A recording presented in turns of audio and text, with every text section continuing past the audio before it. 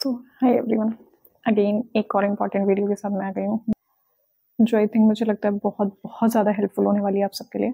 So firstly जो channel पे नए हैं वो चैनल को सब्सक्राइब कर लें, क्योंकि मैं अपनी पूरी प्रेगनेंसी जर्नी आप लोगों के साथ शेयर करने वाली हूँ। कि मुझे बहुत सारे ऐसे क्वेश्चंस थे जिनका मुझे आंसर नहीं मिला था, गायनिक से पूछने पर भी नहीं मिला था, तो मैंने खुद ढूंढा है और वैलिड ढूंढा है, तो मुझे लगता है शायद वो मुझे आपके साथ शेयर करना चाहिए। सो स्टार्ट करते हैं आज की वीडियो, जो बहुत इंपॉर्टेंट है कि फर्स्ट 3 मंथ में आपको क्या क्या चीज़ें नहीं करनी होती हैं।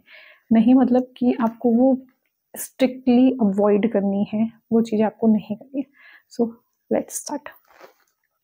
तो फर्स्ट जो आता है फर्स्ट 3 मंथ में, मतलब पहला जो 15 से 20 दिन होते हैं वो तो आपके टेस्ट में निकल जाते हैं, कंफर्मेशन में निकल जाते हैं कि मतलब प्रेगनेंसी है या नहीं है। तो उसके बाद हमारा जो 2.5 महीना चलता है उसमें हमारा फर्स्ट 1-2 अल्ट्रासाउंड होता है, और उसमें मेनली सब घर वाले भी कहते हैं, आप सभी को पता होगा कि हमारे बड़े बुजुर्गों ने भी कहा कि 3 मंथ तक आपको प्रेगनेंसी को किसी का रिवील नहीं करना होता। तो उनका कहना सही था। अभी हम लोग नई जनरेशन में आ गए तो हमें हर चीज़ में क्यों जानना होता है कि हम क्यों नहीं बता सकते। सो वही मेरा क्वेश्चन था कि क्यों नहीं बता सकते हैं। तो उसका मैंने साइंटिफिक रीजंस देखे हैं कि क्यों नहीं कर सकते। क्योंकि उस टाइम पे जो एक तो रिपोर्ट्स होती हैं, अगर आपको रिपोर्ट्स वाला सेक्शन देखना है कि आपको क्या कराना है, तो आई बटन पे आप क्लिक करके उसको देख सकते हो कौन सी मोस्ट इंपॉर्टेंट रिपोर्ट्स हैं।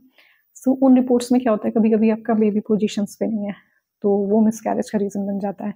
फिर इनिशियल में हमें जो यूट्रस में हमारा जो बेबी होता है उस पर ज़्यादा दबाव नहीं डालना होता है, क्योंकि क्या होता है ना, हमें जो प्लेसेंटा की पोजीशन होती है वो 12 मंथ में पता चलती है, सॉरी 12 वीक में पता चलती है। तो उससे पहले भी क्या पता आपका प्लेसेंटा लो ही हो, तो उसमें हमें अपने कभी भी यूट्रस पर प्रेशर वाली चीज़ें नहीं करनी होती। तो हमें कैसे पता चलेगा कौन सी है? फर्स्ट आपने देखा होगा, एक तो बेंड होने के लिए मना होता है।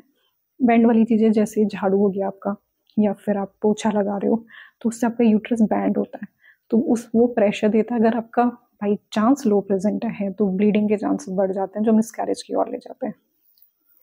सेकेंड मोस्ट इंपॉर्टेंट आता है कि आपको फूड में, आप सभी को पता होगा कि हमें क्या क्या खाना चाहिए। बहुत अभी सब बोलते हैं पपाया बंद कर दीजिए, कि कुछ पाइनएप्पल हो गया, पपाया हो गया, कि वो क्यों बंद कर दें। तो उनका रीज़न होता है कि उनमें कुछ ऐसे बैक्टीरिया होते हैं ना जो आपके फीटस की ग्रोथ को कम कर देते हैं। तो अगर पहले जो 3 मंथ में बहुत धीरे धीरे ग्रो कर रहा है और वो और धीरे ग्रो करेगा, तो कहीं ना कहीं उसमें बैड इम्पैक्ट होता है। तो इसलिए हमें वो फूड बंद कर देने चाहिए। मतलब फर्स्ट के 3 मंथ में आप खा भी रहे हो तो जैसे पपाया है तो बहुत ज़्यादा राइप ना हो और बहुत ज़्यादा कच्चा ना हो, उस मीडियम रेंज का आपको खाना है। अगर खाना ही है तो मैं बोलूँगी आप अवॉइड कर सकते हैं। देन आपकी नेक्स्ट थर्ड वाली होती है टी या कॉफ़ी। आपको इन दोनों को तो बिल्कुल ही फर्स्ट 3 मंथ में मैं बोलूँगी कि आप मत लीजिए।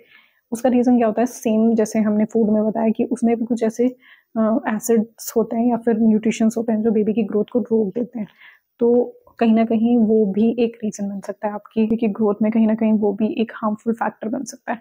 अभी एक और आता है एक फैक्टर जो मैंने रियलाइज़ किया है, जब हम घरों में आटा जब गूंथते हैं, तो this is the most important कि आपको फर्स्ट 3 मंथ में जिनका प्लेजेंटा लो है, मैं उनको कभी सजेस्ट नहीं करूँगी कि वो फर्स्ट 3 मंथ में, जब से आपको पता चला है कि आपका प्लेजेंटा लो है, प्लीज़ अवॉइड कि आप आटा ना गूंदें।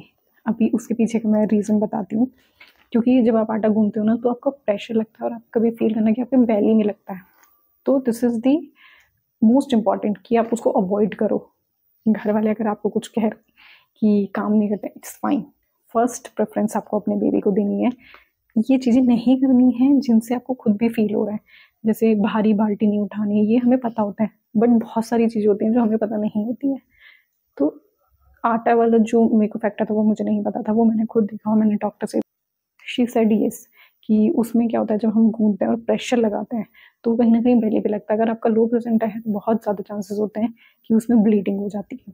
थोड़ा कम करना है, मतलब सिटिंग पोजीशन वाली चीज़ें कम करनी है, जहाँ पे लॉन्ग ट्रैवल्स हो गए, शॉर्ट ट्रैवल आप कर सकते हैं। लेकिन प्रेगनेंसी हर किसी के लिए ना अलग अलग होती है, कोई ज़रूरी नहीं है कि फर्स्ट 3 मंथ में सब ने ये काम किए होंगे बट उनका सब कुछ सही होगा, क्योंकि उनके अंदर का स्ट्रक्चर में भी हमारे स्ट्रक्चर से अलग है। तो इट इज़ फाइन, बट अगर हम क्योर रख सकते हैं तो रखिए, क्योंकि आजकल सोसाइटी में ऐसे केसेस बहुत बढ़ गए हैं, मे बी हमारे इन्वायरमेंट की वजह से या फिर अलग अलग फैक्टर की वजह से। तो बी श्योर कि आप थोड़ी चीज़ों का ध्यान रखें ताकि आप और आपका बेबी हेल्दी रहे, और ये फैक्टर्स आपको ड्यूरिंग प्रेगनेंसी नहीं, आफ्टर प्रेगनेंसी भी आपको हेल्प करेंगे। सो बी श्योर कि आपकी फर्स्ट ट्राइमेस्टर अच्छा जाए, क्योंकि फिर उसके बाद के ट्राइमेस्टर आपके अच्छे जाएंगे। एंड कॉन्ग्रेचुलेशन अगर आप प्रेग्नेंट हैं तो, और अगर आपका कोई भी क्वेश्चन है जो मैंने स्किप कर दिया हो या फिर आप फेस कर रहे हो तो you can ask on comment box, मैं ट्राई करूँगी उसका रिप्लाई करने के लिए। और तब तक के लिए बाय। चैनल को सब्सक्राइब कर लीजिएगा, लाइक कर लीजिएगा वीडियो।